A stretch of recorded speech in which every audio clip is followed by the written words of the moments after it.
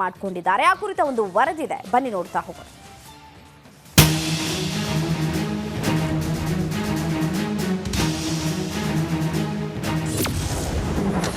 ಹದಿನಾಲ್ಕು ಲೋಕ ಕ್ಷೇತ್ರಗಳ ಮೇಲೆ ಬಿಜೆಪಿ ಚಾಣಕ್ಯ ಕಣ್ಣು।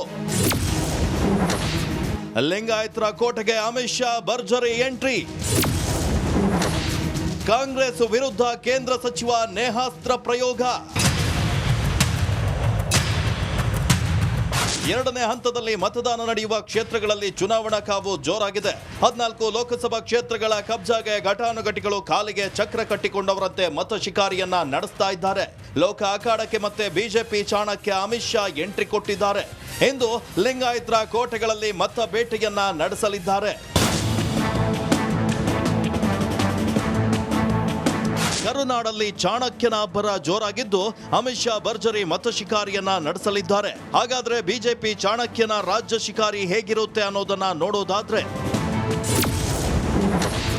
ಮಧ್ಯಾಹ್ನ 3:15ಕ್ಕೆ ಹುಬ್ಬಳ್ಳಿ ವಿಮಾನ ನಿಲ್ದಾಣಕ್ಕೆ ಅಮಿತ್ ಶಾ ಆಗಮಿಸುತ್ತಾರೆ। ಮಧ್ಯಾಹ್ನ 3:20ಕ್ಕೆ ಹುಬ್ಬಳ್ಳಿಯಿಂದ ರಾಣೆಬೆನ್ನೂರಿಗೆ ಪ್ರಯಾಣವನ್ನ ಕೈಗೊಳ್ತಾರೆ।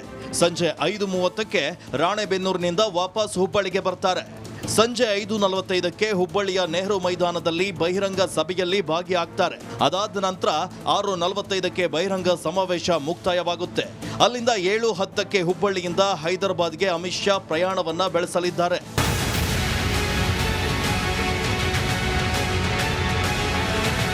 ಇನ್ನು ನೇಹಾ ಕೊಲೆ ಆರೋಪಿಯಾದ ಫಯಾಜ್ ಸಿಐಡಿ ಕಸ್ಟಡಿ ಅಂತ್ಯವಾದ ಹಿನ್ನೆಲೆ ಹುಬ್ಬಳ್ಳಿ ಕೋರ್ಟ್ಗೆ ನಿನ್ನೆ ಅಧಿಕಾರಿಗಳು ಹಾಜರುಪಡಿಸಿದ್ರು। ವಾದ ಪ್ರತಿವಾದ ಆಲಿಸಿದ ಕೋರ್ಟ್ ಫಯಾಜ್ಗೆ 14 ದಿನ ನ್ಯಾಯಾಂಗ ಬಂಧನವನ್ನ ವಿಧಿಸಿ ಆದೇಶವನ್ನ ಹೊರಡಿಸಿದೆ।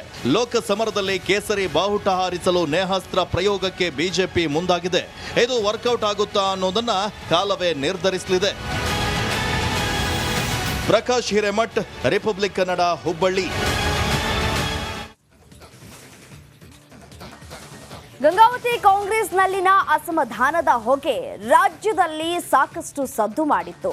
ಚುನಾವಣೆ ಹೊತ್ತಲ್ಲಿ 2 ಬಣಗಳ ಒಟ್ಟಿಗೆ ಕೂಡಿಸೋದಕ್ಕೆ ಹೋದಂತಹ ಕಾಂಗ್ರೆಸ್ ನಾಯಕರು ಸಿಎಂ ಎದುರೇ ಮುಜುಗರಕ್ಕೆ ಒಳಗಾಗಿದ್ದಾರೆ। ಗಂಗಾವತಿ ಕಾಂಗ್ರೆಸ್ ನಾಯಕರು ಸಿದ್ದರಾಮಯ್ಯನವರ ಎದುರೇ ಹೈ ಡ್ರಾಮಾವನ್ನ ನಡೆಸಿದಂತಹ ಘಟನೆ ನಡೆದಿದೆ।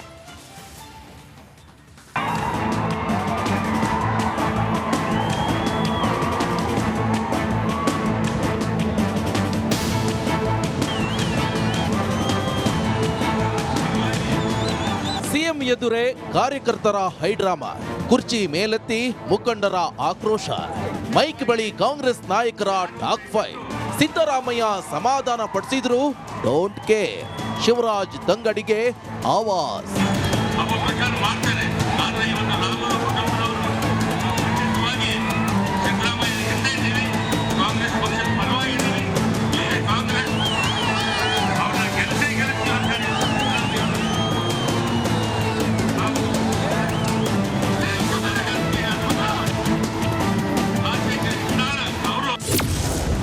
ಮುಖ್ಯಮಂತ್ರಿ ಮುಂದೆಯೇ ಕೈ ನಾಯಕರ ಕಿತ್ತಾಟ, ವೇದಿಕೆಯಲ್ಲೇ 2 ಬಣಗಳ ನಡುವೆ ಹೈ ಡ್ರಾಮಾ, ನಾಯಕರ ಆಟಾಟೋಪ ಕಂಡು ಸಿಎಂ ಸುಸ್ತು।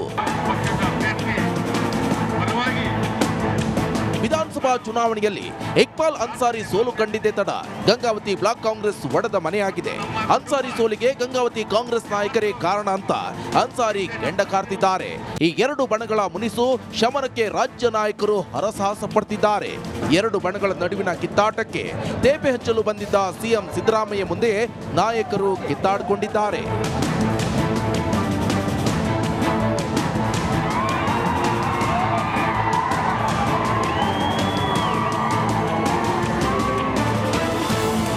ಕಾಂಗ್ರೆಸ್ ನಾಯಕ HR ಶ್ರೀನಾಥ್ ಇನ್ನೇನು ಭಾಷಣ ಶುರು ಮಾಡಬೇಕು ಅನ್ನುವಷ್ಟರಲ್ಲಿ ವೇದಿಕೆಯಲ್ಲೇ ಇದ್ದ ಅನ್ಸಾರಿ ತಗಾದೆ ತೆಗೆದ್ರು। ಯಾವುದೇ ಕಾರಣಕ್ಕೂ HR ಶ್ರೀನಾಥ್ ಭಾಷಣಕ್ಕೆ ಅವಕಾಶ ನೀಡದಂತೆ ಪಟ್ಟು ಹಿಡಿದ್ರು। HR ಶ್ರೀನಾಥ್ಗೆ ಯಾವುದೇ ಕಾರಣಕ್ಕೂ ಅನ್ಸಾರಿ ವಿರುದ್ಧ ಮಾತನಾಡದಂತೆ ಎಚ್ಚರಿಕೆ ನೀಡಿದ್ರು ಕ್ಯಾರೆ ಎನ್ನಲಿಲ್ಲ। ಸಿಎಂ ಭಾಷಣ ವೇಳೆ ಇಬ್ಬರು ನಾಯಕರು ತಮ್ಮ ವೈಮನಸ್ಸು ಮರೆತು ಒಂದಾಗಿ ಪಕ್ಷದ ಅಭ್ಯರ್ಥಿ ಗೆಲ್ಲಿಸಿ ಅಂತ ಹೇಳೋ ಮೂಲಕ ಡ್ಯಾಮೇಜ್ ಕಂಟ್ರೋಲ್ಗೆ ಮುಂದಾದ್ರು। ಅನ್ಸಾರಿ ಅವರನ್ನ ಸೋಲಿಸಿ ನೀವೇ ನಿಮಗೆ ಅನ್ಯಾಯ ಮಾಡ್ಕೊಂಡ್ರಿ ಅಂತಕ್ಕಂಥ ಮಾತುಗಳನ್ನ ಅನಿವಾರ್ಯವಾಗಿ ಹೇಳಬೇಕಾಗ್ತದೆ। ಮುಂದೆ ಅನ್ಸಾರಿ ಅವರಿಗೆ ಭವಿಷ್ಯ ಇದೆ।